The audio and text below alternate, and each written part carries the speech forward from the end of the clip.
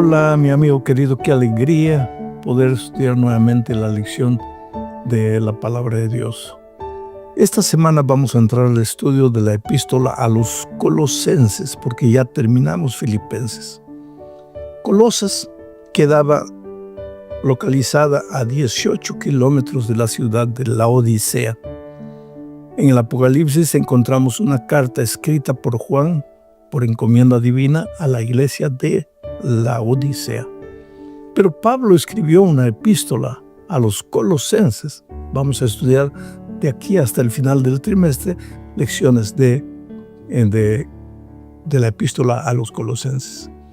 Para que entiendas el tema de esta semana, porque el propósito de la lección para esta semana es enseñarnos que Cristo es Dios, no es dependiente de Dios, no fue creado, no es la primera creación de Dios, no. Cristo es Dios, plenamente Dios, pero se hizo hombre, plenamente hombre, para cumplir su misión. Entonces, ¿por qué Pablo escribió eso?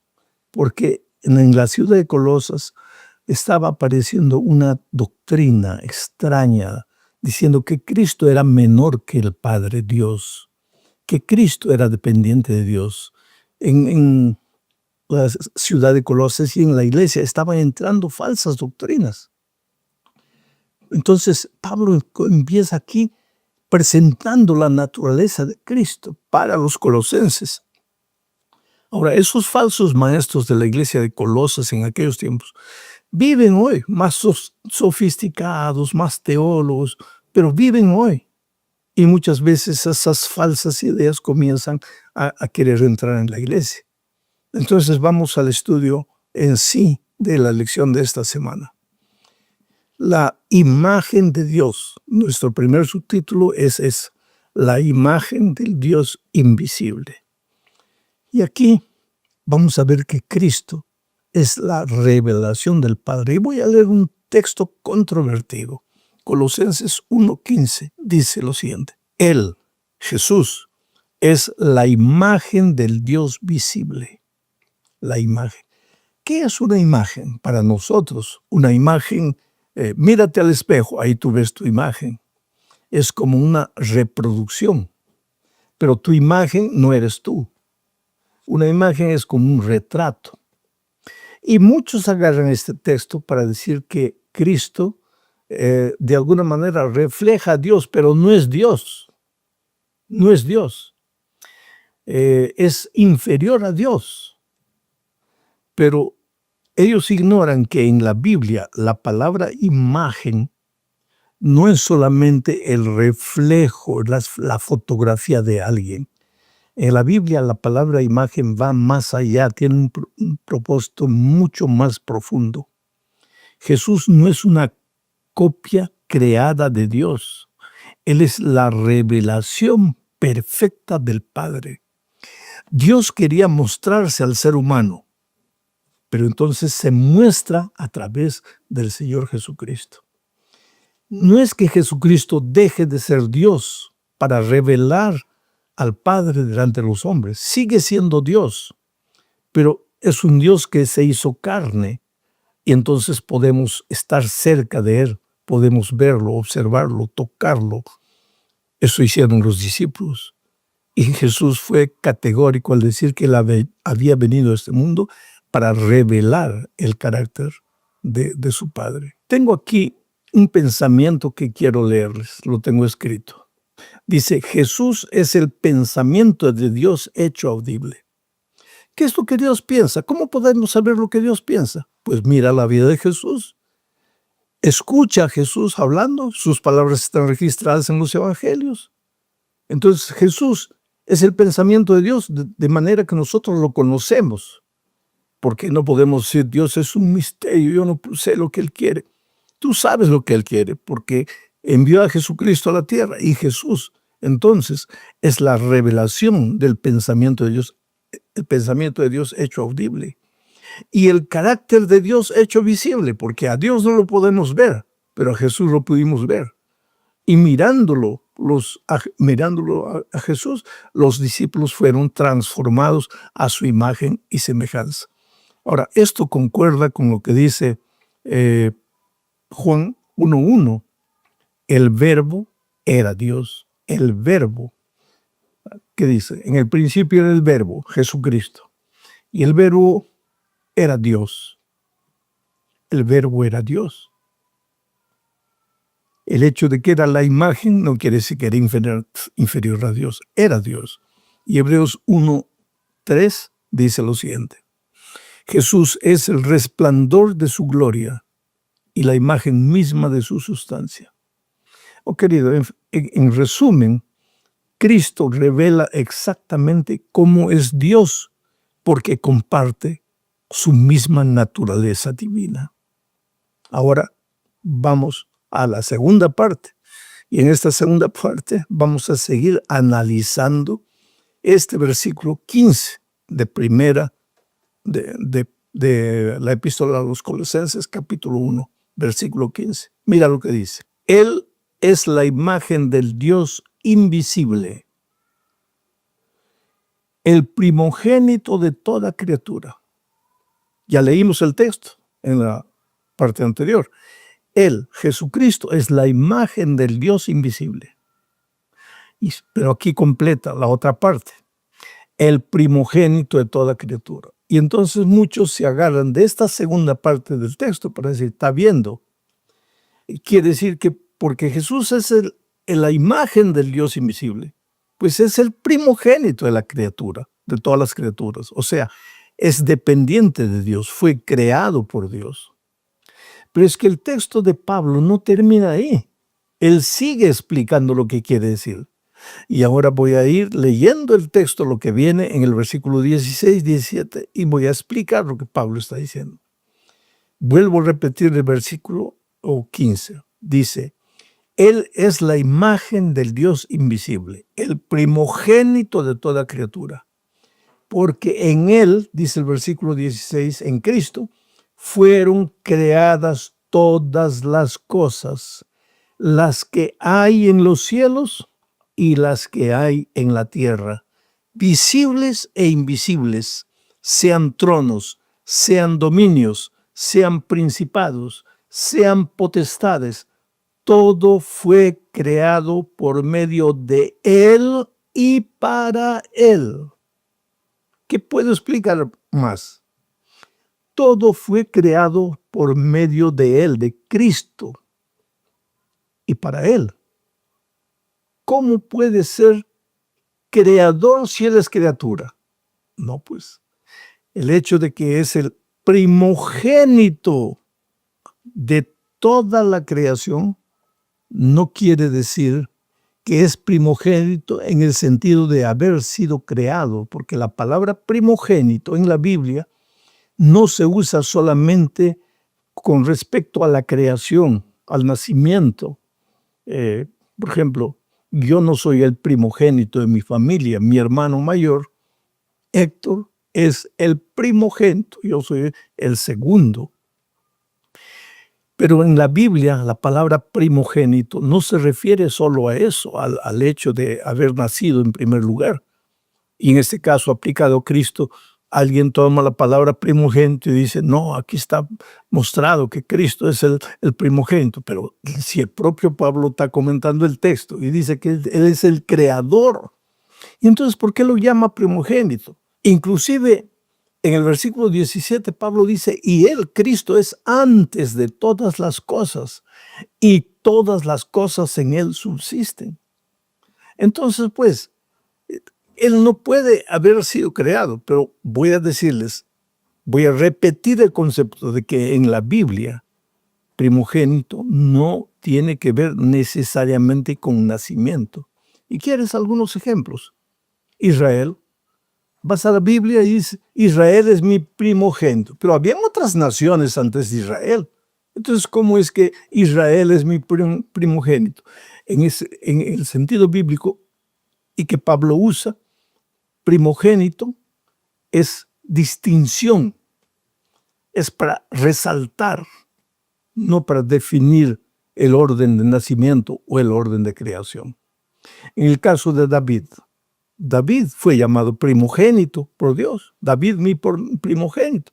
Y sin embargo, David no fue el primogénito de su padre. Él era el último. ¿Te das cuenta? Entonces, en este texto Pablo usa la palabra primogénito refiriéndose a supremacía, a distinción, no a creación. Cristo es el primogénito en el sentido de Él es el creador supremo. Antes que todo existiese, Él ya existía. Por Él fueron creados todos los mundos. Y eso lo dice claramente la palabra de Dios. Hay muchos textos que hablan del poder creador de Cristo. En el principio estaba el Verbo, y el Verbo estaba con Dios. Pero en el principio también estaba el Espíritu, se movía sobre las aguas para colocar orden. Padre, Hijo y Espíritu Santo eran el mismo Dios, la misma supremacía, la misma sustancia, la misma naturaleza. Pero el Hijo se hizo carne para venir a este mundo a rescatarnos. Muy bien, vamos ahora a la tercera parte de este texto.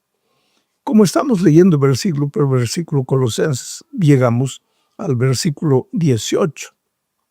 Y aquí se habla de la cabeza de la iglesia. Cristo es la cabeza y la iglesia es su cuerpo. Leo el texto. Y Él es la cabeza del cuerpo, que es la iglesia, el que es el principio, el primogénito de entre los muertos, para que en todo tenga la preeminencia. Él es el primogénito para que en todo tenga la preeminencia. Muy bien, este versículo también lo vamos a estudiar en dos partes. Ahora voy a estudiar la primera parte, después voy a estudiar la segunda parte. La primera parte, Cristo es la cabeza, la iglesia es su cuerpo. Aquí, Pablo quiere enfatizar el hecho de que nadie puede decir, yo amo a Cristo, pero no quiero saber nada con la iglesia organizada. Yo amo al Señor Jesucristo, mi relación es con Cristo, pero no quiero saber nada con la organización. Esa sería una incoherencia, porque Cristo es la cabeza y la iglesia es su cuerpo. Ahora, ¿cómo yo puedo decir? Amo a mi esposa, le doy un beso en el rostro y le doy un puntapié en la canilla. Ahora, si yo la amo por entero. Amo su cabeza y amo su cuerpo. ¿Cómo alguien puede decir, amo al Señor Jesucristo, pero no quiero saber nada con la organización? Pero mucha gente dice, pero pastor, es que en la organización hay cosas equivocadas, hay cosas cerradas, hay mucha hipocresía, mucha mentira. Yo no dudo de eso. ¿Por qué? Porque la iglesia es una iglesia imperfecta. ¿Y sabes por qué? Porque está formado por seres imperfectos. Y yo soy imperfecto y soy parte de la iglesia. No sé si tú eres perfecto, pero yo te hago una pregunta. ¿Cómo sería la iglesia si todos fueran como tú? Ahí sería una iglesia perfecta. ¿No crees? Tú te conoces a ti mismo. Pues, pero como yo me conozco a mí mismo y como yo sé que yo no soy perfecto y soy parte de la iglesia, yo soy causa de la imperfección de la iglesia y no sé qué es lo que piensas tú. Pero asimismo, imperfectos, Dios nos ama. Por eso la sierva de Dios dice, débil o defectuosa como la iglesia pueda ser, es la niña de los ojos de Dios. Por favor, no entres en esa onda de pensar, yo amo a Jesús, mi salvación depende de Cristo, yo no quiero saber nada con la iglesia. La iglesia todavía sigue siendo el cuerpo de Cristo, así débil e imperfecta. La iglesia es como el arca de Noé durante el diluvio. El arca de Noé era el único lugar donde los que querían ser salvos tenían que entrar. Porque el diluvio vendría y los que no estuvieran dentro del arca se ahogarían. Y junto con Noé, su esposa, sus hijos, sus nueras, entraron animales. Ahora, ¿cuántos meses estuvieron ahí dentro del arca? Oh, querido, ya imaginaste, no había desagüe. ¿A dónde iba toda la suciedad de los animales, de los seres humanos. Imagínate el olor de ese arca. Y sin embargo era el único lugar donde ellos estaban encontrando salvación. La iglesia es semejante a un arca. La iglesia está con las puertas abiertas. Entonces, a esa iglesia entran personas todas deshechas por la vida, con el carácter imperfecto, con sus complejos, con sus traumas, y conviven juntos. Aceptaron a Jesús y quieren crecer juntos, pero conviven juntos. Pero muchas veces en esa convivencia se hieren, pero esa iglesia sigue siendo la iglesia de Dios, aunque haya imperfección, y Cristo continúa siendo la cabeza de esa iglesia. Ese es un aspecto del texto, pero ahora vamos a la cuarta parte del estudio para ver otro aspecto del texto. Cristo también es el principio, el iniciador. Entonces vuelvo a leer el texto de Colosenses 1:18. Dice, y Él es la cabeza del cuerpo que es la iglesia. Ese Él es Cristo, ¿no? El primogénito de entre los muertos, para que en todo tenga la preeminencia. Cristo es el primogénito de los vivos. En el texto anterior, Cristo es el primogénito de todo lo creado, no en el sentido de que fue creado primero, sino en el sentido de supremacía.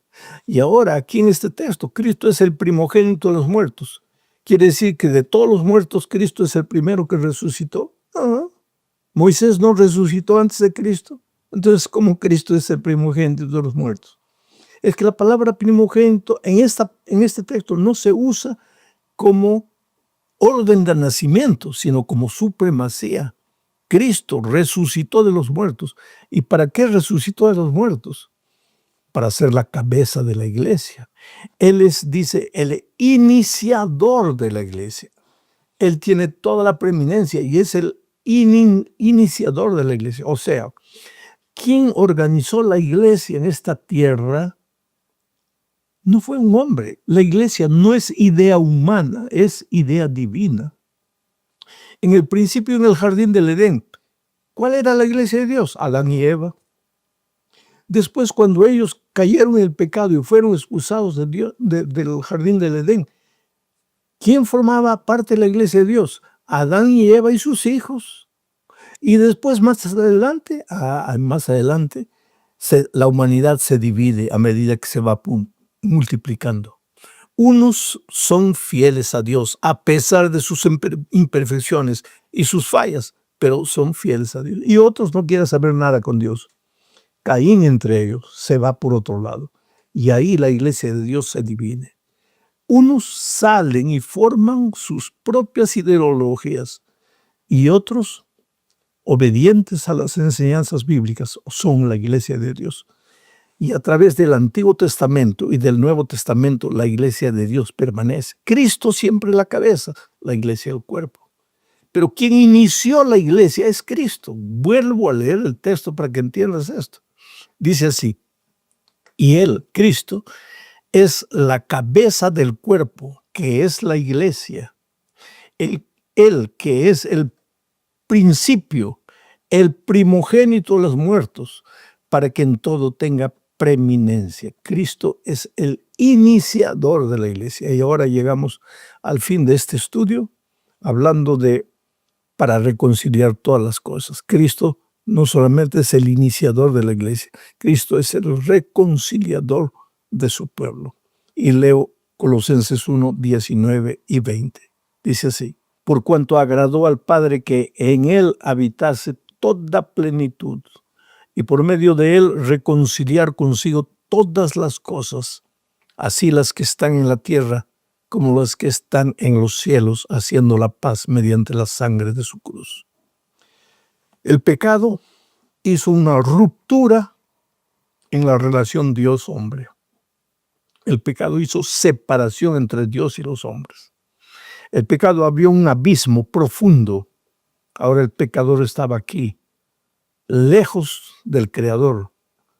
Lejos de la vida, moriría. Lejos de la esperanza, se desesperaría. Lejos de la luz, viviría en tinieblas y oscuridad. Lejos de la verdad, viviría en la mentira. Había una zanja en un abismo. Cristo vino y se colocó por encima. Él es el puente, el reconciliador.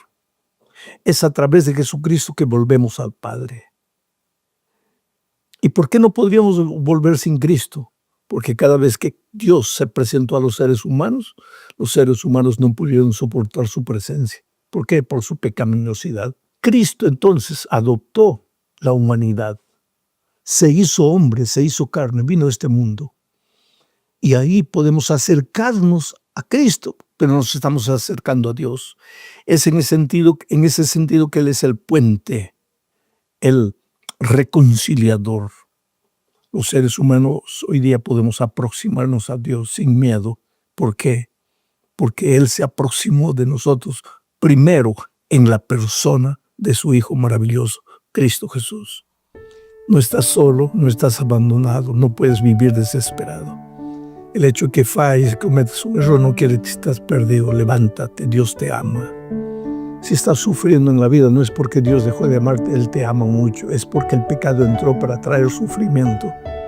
Pero a pesar de las circunstancias, tú puedes ser victorioso. Si colocas tu mano débil en la mano poderosa de Dios, llora delante de Dios, clama, suplica perdón. Si hay que arrepentirse, arrepiéntete. Tú tienes un futuro glorioso con Cristo. Un abrazo, que Dios te bendiga. En esta oportunidad vamos a estudiar la lección número 9 para el 28 de febrero del año 2026. Ya se fue el primer mes de este nuevo año. El título de la lección es Reconciliación y Esperanza. No hay reconciliación sin Cristo, y Cristo es la esperanza. En Él está centrado todo el plan de la salvación. En Él está centrado el bienestar del ser humano, la paz, la felicidad que el ser humano tanto busca. Bueno, el propósito de la lección de esta semana es mostrar justamente eso, que Jesús es el reconciliador y que ese acto de reconciliación en sí es un misterio. La Biblia le llama el misterio de la piedad. Para entender lo que estoy diciendo, tenemos que volver al jardín del Edén. Dios creó a Adán y Eva y ellos vivían una vida de comunión permanente con Dios. Viviendo esa vida de comunión, pues ellos reflejaban el carácter del Padre. Eran semejantes al Padre. No había egoísmo, no había envidia, no había mentira, no había codicia. Por lo tanto, no había discusión, no había pelea entre ellos. ¿Por qué? Porque el carácter de ellos era abnegación, era dedicación, era entrega. Reflejaban el carácter del Padre. Pero entró el pecado, y el pecado básicamente es la separación del hombre con Dios. El pecado arrastró al hombre para el otro lado, creó un abismo entre Dios y el hombre. Al alejarse de Dios, que es la fuente de la vida, entró la muerte. Al alejarse de Dios, que es la fuente de la paz, entró la falta de paz, el vacío del corazón humano. Y como se deformó el carácter del hombre, entonces entraron las malas obras. El hombre comenzó a hacer las cosas ahora llevado por su nueva naturaleza pecaminosa que lo encaminaba a hacer las cosas mal. Ahí entramos a la primera parte de nuestro estudio en esta semana. Vamos a hablar de reconciliados de las malas obras. Y veremos que la iniciativa de la salvación es divina. No fue el hombre al reparar en su triste condición que dijo, volveré a mi Padre. Fue el Padre que extendió la mano. Fue el Padre que creó el plano de reconciliación. Y ahora leo Colosenses 1, 21 y 22 y voy a ir comentando. Y a vosotros también, que erais en otro tiempo extraños y enemigos en vuestra mente. El pecado comienza en la mente, no comienza con las manos. Las manos, los pies, los ojos, los oídos hacen lo que la mente ordena. Entonces, vuelvo a leer el texto. a vosotros también, que erais en otro tiempo extraños y enemigos en vuestra mente, haciendo malas obras, ahora os ha reconciliado. Es interesante, cuando el hombre se alejó del Padre, el carácter se deformó, la mente se deformó, la mente pasó a ser una mente enemiga. Eso es lo que dice aquí el texto. Éramos extraños y enemigos en nuestra mente. Y lógicamente la consecuencia, el resultado de eso, eran las malas obras. Pero ¿qué hizo Dios? Nos reconcilió. ¿Y cómo nos reconcilió? Pues ahí entra el misterio de la piedad, que es cómo el Señor Jesús se hizo carne. Sigo leyendo el versículo 22. Dice, nos reconcilió en su cuerpo de carne por medio de la muerte para presentaros santos y sin manchas e irreprensibles delante de Él. En resumen, este texto dice lo siguiente. Cuando nos separamos de Dios, nos volvimos enemigos en la mente y consecuentemente hacíamos cosas malas. Pero Dios en su maravilloso amor nos reconcilió en su carne, en la persona de Cristo. Quiere decir, Cristo se hizo carne, se hizo ser humano, vino a habitar entre nosotros y Él extendió un puente sobre el abismo de separación. Y ahora nosotros a través de Cristo podemos aproximarnos al Padre, porque cuando nos aproximamos al Señor Jesús nos estamos aproximando al Padre, porque ya vimos en una lección anterior que el Hijo es la revelación del Padre. Y ahora pues en Cristo ya no vivimos malas obras, porque antes teníamos mente enemiga, pero ahora en Cristo pasamos a tener la mente amiga, la mente de Cristo. Y aprendemos a vivir como Cristo, a pensar como Cristo. Este es un proceso, porque no es de la mañana a la noche que ya nos volvimos santos. Aquí Pablo habla de que quiere presentarnos ante Dios irreprensibles, santos. Pero ese irreprensibles santos no ocurre un instante. La conversión, la transformación, el colocar la mente amiga, la mente de Cristo en nuestro ser, eso es instantáneo. A eso le llamamos conversión. Pero el crecimiento en la vida cristiana es un camino largo y es muchas veces un camino lleno de lágrimas, de tristeza, de fracaso, de frustración. Pero asimismo, como Pablo dijo en un texto anterior que ya leímos, proseguimos, nos olvidamos de lo que queda atrás y seguimos hacia adelante. Vamos ahora a la segunda parte de este estudio bajo el subtítulo de Si continúan en la fe. Quiere decir que no basta nacer en Cristo. No basta que Jesús haya venido del cielo a la tierra, que haya establecido el puente, que haya salvado el abismo, que ahora podamos acercarnos a Cristo. Podemos nacer en Cristo perfectamente, pero no basta, porque hay que permanecer.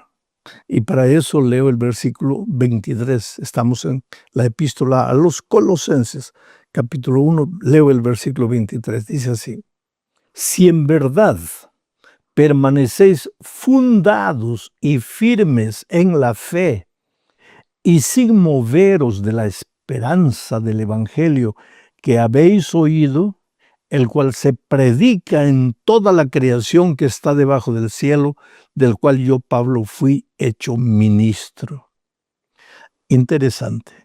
Si habéis recibido a Cristo, ahora permaneced en Él. Y dice, y si permanecéis fundados, firmes en la fe, sin moveros de la esperanza del Evangelio. Eso quiere decir, si aprendéis a no separarse de Jesús, porque nuestro problema de pecado básicamente es la separación de Dios. Nos separamos de Dios, nos metemos en problemas. Ahora Cristo vino y nos reconcilió con el Padre. Pero para estar permanentemente reconciliados, porque no existe una vez salvo para siempre salvo. Existe una vez salvo, siempre salvo, cada día salvo, cada minuto salvo, cada segundo salvo. Porque en el momento que tú te separas del Señor Jesucristo, nuevamente te metes en problemas. caes en el terreno peligroso, el pantanal del pecado, y te comienzas a hundir. Por eso Pablo enfatiza aquí el hecho de que no basta aceptar a Jesús, hay que permanecer en Cristo. ¿Y cómo se permanece en Cristo? ¿Cómo se camina con Cristo? Estudiando la Biblia todos los días, viviendo en espíritu de oración las 24 horas por día, hagas lo que hagas, relacionando todo con Cristo. Y finalmente, buscando a otra persona para hablarle de Jesús. Cuando tú aplicas estas 3 disciplinas espirituales a tu vida, estás permaneciendo en Cristo, estás caminando con Cristo, estás caminando con Dios. ¿Y cuál va a ser el resultado? Pues el carácter de Jesucristo se va a reflejar en tu vida. Ese carácter de Jesucristo se va a reflejar, no es obra de un instante. Vuelvo a repetir, recuérdate Juan. Juan llegó a Jesús como el hijo del trueno, pero en la isla de Patmos lo encontramos como el discípulo del amor. ¿Cuándo ocurrió esa transformación? No fue un instante. En un instante él fue a Jesús, pero después él aprendió a caminar. Ese caminar con Cristo es la base del permanecer en Cristo, del vivir con Él. Ahora, es interesante cómo termina este versículo. Dice que debemos permanecer en la esperanza del Evangelio del cual yo, Pablo, fui hecho ministro. Me gusta esa expresión. Yo, Pablo, fui hecho ministro. Pablo no entró al ministerio porque él quiso. Él fue hecho ministro. ¿Por quién? Por Dios. Y eso se aclara mejor en la tercera parte de este estudio bajo el subtítulo de El plan eterno de Dios. En esta oportunidad veremos que la salvación de la humanidad es el objetivo mayor de Dios, salvar al hombre, a pesar de que el hombre muchas veces no se deja salvar. Entonces leo Colosenses 1, 24 y 25. Dice así: ahora me gozo en lo que padezco por vosotros. Está hablando Pablo, Me gozo en lo que padezco por vosotros. ¿Cómo es que me gozo en lo que padezco por vosotros? ¿Quién se goza en el padecimiento? ¿Quién se goza en el dolor? El masoquista, pero Pablo no era ningún masoquista. Pero él dice, me gozo en lo que padezco por vosotros. ¿Por vosotros quién? Por los hermanos de Colosas, por los colosenses. Y extendiendo el mensaje para nuestros días, diría que Pablo sufrió inclusive por nosotros hoy. ¿Pero por qué? Vuelvo a leer el texto. Ahora me gozo en lo que padezco por vosotros y cumplo en mi carne lo que falta de las aflicciones de Cristo por su cuerpo, que es la iglesia. No quiere decir que el sacrificio de Cristo en la cruz del Calvario no haya sido suficiente. Ya no hay nada más que acrecentar al sacrificio de Cristo en la cruz. Entonces, ¿por qué dice Pablo que se gozaba en las aflicciones de Cristo en él? Es que él dice, yo sufro por el cuerpo de Cristo, que es la iglesia. Es que la iglesia, queridos, que está formada por tú y por mí, no es la iglesia ideal que debería ser. Es una iglesia en crecimiento, en peregrinaje. Y muchas veces la teoría del evangelio ha entrado a la cabeza, pero no vivimos la práctica del evangelio. Seguimos siendo orgullosos, vanagloriosos, mentirosos, acusadores, peleadores. Y eran esas cosas que causaban tristeza en Pablo. Pero él decía, yo me alegro con todo eso, porque no estoy sufriendo en vano. Estoy sufriendo, ¿para qué? Para verlos salvos. Y motivado por todo eso, les escribió la carta a los colosenses. Vamos ahora a la cuarta parte de este estudio, bajo el título de La revelación del misterio de Dios. Misterio de Dios. ¿Qué es ese misterio? Para entender lo que es el misterio, voy a leer Colosenses 1, 26 y 27. Dice así: el misterio que había estado oculto desde los siglos y edades, pero que ahora ha sido manifestado a sus santos. Quiere decir que había un misterio desde los tiempos de la eternidad, pero ocultado a los ojos de los seres humanos, que ahora estaba siendo manifestado a los santos. Quiere decir que este misterio no puede ser entendido por todo el mundo, solo puede ser entendido por los que creen en Jesús, por los que creen en las palabras de Jesús, por los que creen en las Sagradas Escrituras. Ahora, yo te puedo discutir sobre cualquier tema, puedo hablar sobre cualquier tema desde el momento que tú me permitas abrir la Biblia. Ahora, no me hagas preguntas esperando elucubraciones humanas mías, deducciones humanas mías. Yo te puedo responder con la palabra de Dios. Y al que cree en la palabra de Dios, el misterio deja de ser misterio. Pero al incrédulo, al que rechaza la palabra de Dios, el misterio siempre seguirá siendo misterio. Ese es un misterio que viene desde la eternidad. ¿Pero en qué consiste el misterio? Deja que el propio Pablo explique. Dice el versículo 27, a quienes Dios quiso dar a conocer las riquezas de la gloria de este misterio entre los gentiles. Pues los gentiles no aceptaban la palabra de Dios. Por lo tanto, el misterio seguía siendo misterio de ellos. Pero a los santos, ¿y a quiénes le llama Pablo santos? A los que aceptaron a Jesús y aceptaron su palabra. Judíos que habían aceptado a Cristo y gentiles que habían aceptado a Cristo. Pero los gentiles que no aceptaban a Cristo, pues para ellos el misterio continuaba siendo misterio. Pero para los judíos y los gentiles que aceptaban a Cristo, entonces venía la revelación del misterio. Y entonces sigue ahora para explicarte específicamente en qué consiste el misterio. A quienes Dios quiso dar a conocer las riquezas de la gloria de este misterio entre los gentiles, que es Cristo en vosotros la esperanza de gloria. Ese es el misterio. O sea, es el misterio de la salvación, oh querido. La salvación es un misterio para el que no cree. Pero es una cosa tan simple para el que cree. Porque ¿en qué consiste la salvación en Cristo? 3 cosas. Primero, yo no puedo. Yo soy un pecador miserable. Yo he nacido con naturaleza pecaminosa y me gusta la basura de esta vida. Primero, no puedo. Segundo, pero Dios sí puede. Él es todopoderoso. Y entonces viene el tercer punto. Si yo no puedo, pero Jesús sí puede, entonces voy a Jesús. Y Él hace por mí lo que yo no puedo hacer. Y cuando voy a Jesús y lo acepto como mi Salvador, pues llega a mí la experiencia de la salvación.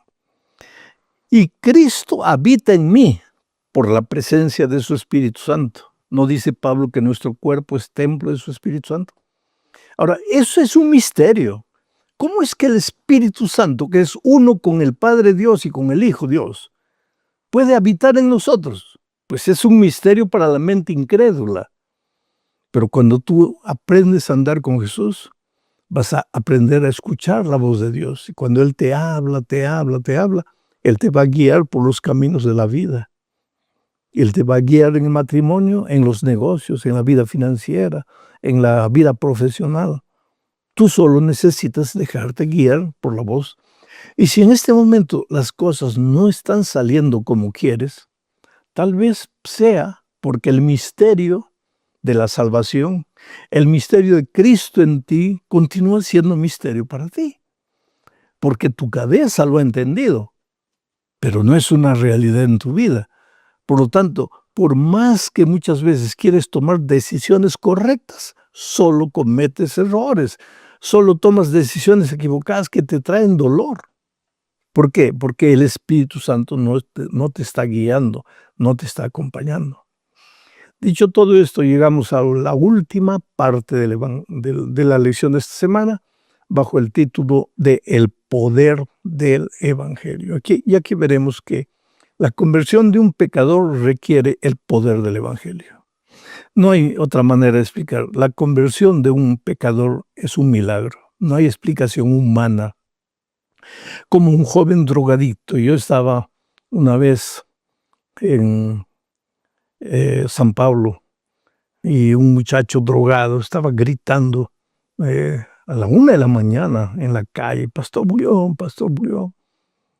Y yo me asomé por la ventana y este muchacho había asistido a mis conferencias, había aceptado a Jesús, pero había vuelto a caer en las drogas.